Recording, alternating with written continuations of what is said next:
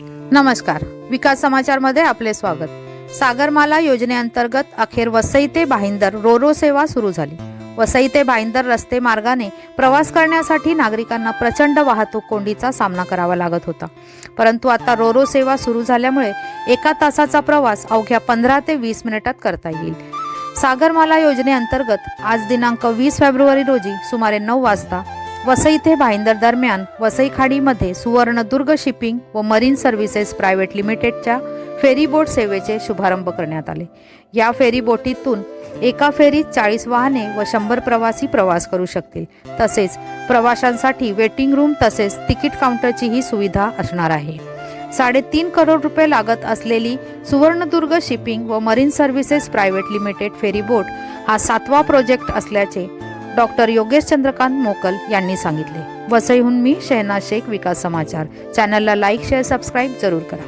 जलवाहतुकीला चालना देण्यासाठी किंवा जलवाहतूक जास्तीत जास्त देशभर वाढावी म्हणून सागरमाला प्रोजेक्ट सुरू झाला आणि त्याच्या अंतर्गत जलवाहतूक ही कमी खर्चामध्ये जास्तीत जास्त भार हा एका ठिकाणाहून दुसऱ्या ठिकाणी घेऊन जाते, म्हणून हा सागरमाला प्रोजेक्ट सुरू झाला आणि त्याच्या अंतर्गत हे सगळे जे मार्ग आहे ते सुरू झालेले। त्याचं काम 2017 साली सुरू झालं, परंतु परवानगीच्या काही अडचणीमुळे ते सुरू आता जे प्रत्यक्षात येण्यासाठी 2024 उजाडलं आणि परंतु हा झाला एक टप्पा, परंतु अर्नाळा बाकी आहे। कारण पण विरार ते टेंबी खोडावे आणि या मार्गाने ती फेरी बेट सुरू पुन्हा एकदा होणार आहे, परंतु प्रायोगिक तत्वावरती, म्हणजे कुठेतरी सुरुवात झाली आणि लोकांना ती सवय होण्यासाठी हा जो शॉर्ट रूट आहे याचा फायदा आता आपण म्हणतोय विरारवाल्यांना, परंतु विरार पासून हायवे पर्यंत जाण्याऐवजी विरार ते वसई किल्ला आणि वसई किल्ल्यातनं थेट भाईंदर पश्चिम आणि भाईंदर पश्चिमेवरून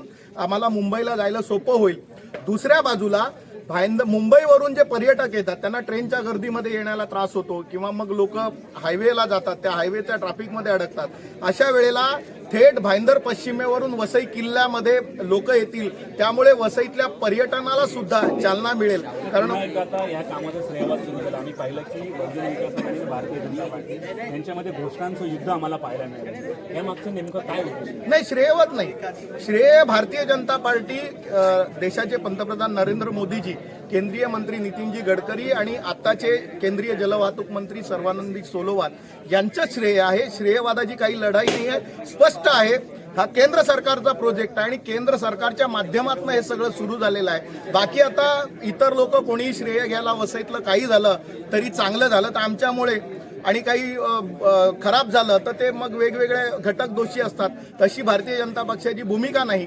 केंद्र सरकारच्या माध्यमातून हे काम होत आहे, त्यामुळे श्रेय घेण्याचा विषय नाही आहे। आम्ही वसई विरारकरांतर्फे नरेंद्र मोदीजींचे आभार व्यक्त करण्यासाठी या ठिकाणी आम्ही उपस्थित होतो आणि आम्ही वसई विरारकरच्या जनतेच्या वतीने पुन्हा एकदा नरेंद्र मोदीजी आणि महाराष्ट्राचे मुख्यमंत्री वसई टू कल्याण असेल किंवा वसई टू भिवंडी असेल तर आणखी समुद्रमार्ग जोडण्यासाठी काय प्रयत्न आहेत? नाही, वसई ते कल्याणचा जो मार्ग आहे त्याच्यामध्ये अधिकाऱ्यांशी आमचं बोलणं झालं। तो आपला जो रेल्वेचा ब्रिज आहे त्याच्या खालून ही बोट जाण्यासाठी थोडीशी अडचण आहे, त्यामुळे भाईंदर पूर्वेला सुद्धा एक जेट्टीचा विषय आहे, घोडबंदरला आहे आणि त्यानंतर ठाण्याला गायमुखला एक जेट्टी आहे।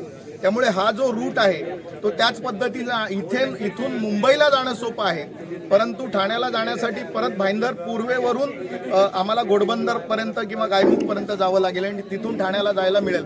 परंतु या सर्व सुविधा लवकरात लवकर सुरू होतील याची अशी आम्हाला अपेक्षा आहे आणि वसई विरारकरांना त्याचा लाभ होईल। मैं डॉक्टर योगेश चंद्रकांत मोकल।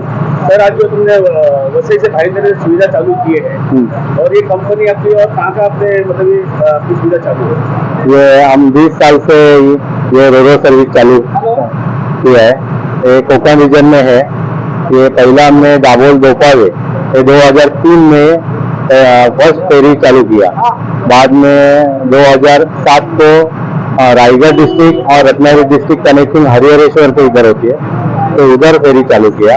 बाद में 2011 साल को जयगढ़ गणपतिपुरे के इधर है और कौसाल गुहागर में है, वो कनेक्टिंग किया। बाद में मुरुड जंजीरा के पास दिघी अगरदंडा ऐसा फेरी चालू किया। अभी ये हमारा 7वां रूट है वसई भाईंदर। सर, आपने कितनी सुविधा की है? 1 बोट या 2 बोट? ये अभी फिलहाल एक प्रायोगिक फेरी रहेगा। डिपेंड ट्रैफिक कैसे कंडक्ट होता है, इधर बहुत ट्रैफिक रहेगा, नहीं तो सैटरडे संडे इधर 2 फेरी चलेगा।